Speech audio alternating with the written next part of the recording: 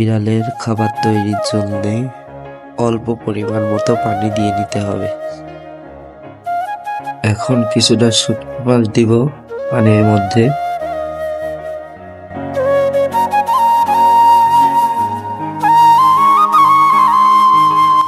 শুটকি মাছ কিছুক্ষণ গরম হতে দেব, কিছুক্ষণ ফুটবে। নবাব শুটকি মাছের ঘ্রাণ পাই কিভাবে ডাকছে দেখুন। এবার শুটকি মাছের মধ্যে ভাত দিয়ে দেব।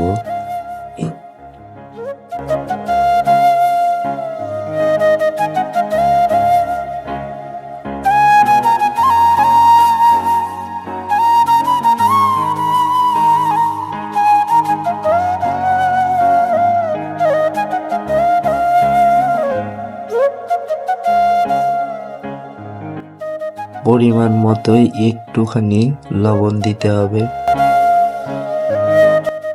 শুটকি মাছগুলা ভাতের সাথে সুন্দর করে গা মাখা করে মাখাতে হবে। এটা আপনারা যেভাবে পারেন মাখাবেন।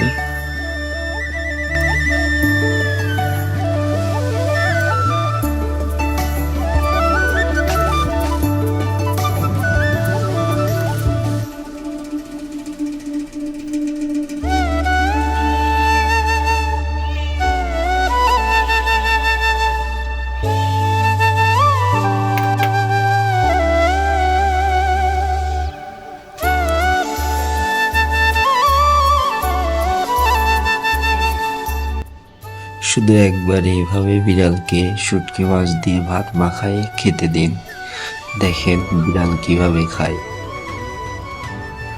ঘরে বসেই অল্প টাকা খরচে বিড়ালের খাবার তৈরি।